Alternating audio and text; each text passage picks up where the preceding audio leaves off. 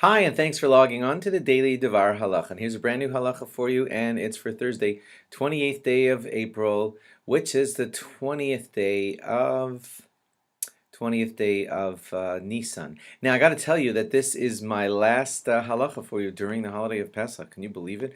How time is flying. So here's one thing that you need to know before we enter into the last 2 days of Yom Tov, and that is that you will need to make an Eruv Tavshilin on Thursday before the Yom Tov begins. Now, let me explain how that works. What is an Eruv Tavshilin? It happens whenever you have a day of Yom Tov, or 2 days of Yom Tov sometimes, before Shabbos. And here's what the issue is. You know that we're allowed to cook on Yom Tov by raising the flame and lowering the flame, not by lighting a flame. And you will have to check on all the, all fancy electronics these days are getting harder and harder to raise on Yom Tov without making computerized things happen. But the old way was that you just raise the fire a little bit on Yom Tov, and in that way you can cook. And then when you needed to lower the fire because the food was about to burn, you'd be allowed to lower the fire. Now, so you're allowed to do that on Yom Tov, again, assuming that your fancy schmancy electronics in your kitchen still work that way. That you'll have to check with your rabbi. But if you are doing that, you could run into this issue.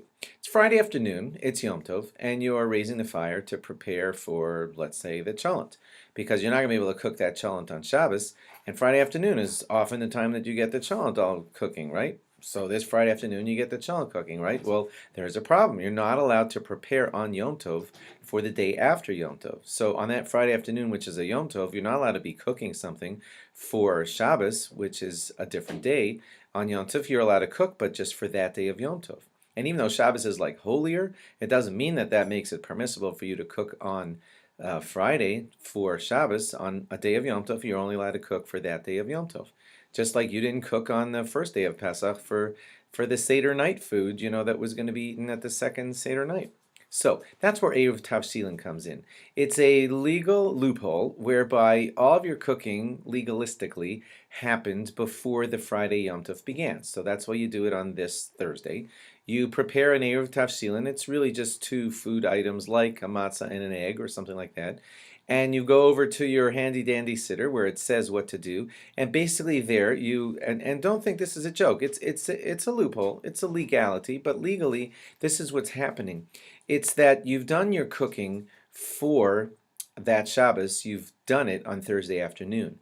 And the stuff that you're going to do on Friday afternoon is just viewed then as a touch-up or in addition to the cooking that already took place on Thursday afternoon before the Yom Tov began. And you might say, oh, come on, is a matzah and an egg considered like the main cooking? Well, again, it's a legal loophole, and you're allowed to say that that was my cooking, and what I'm doing on Friday afternoon is an extension of the cooking that I did, even if it's a lot of cooking. But I started my cooking on Thursday afternoon, and I'm extending it on Friday afternoon, and that makes it permissible. That's the gist. Of course, there's much more to it, but that's the general kind of idea as to what happens when we make an Eruv Tavshilin. So everybody in their home is supposed to say that special ceremony, and then by the way, that egg and matzah, try and eat them on that Shabbos, because you've said in your legalistic claim that that's your food for Shabbos. So then do eat it on Shabbos, and that'll be most appropriate.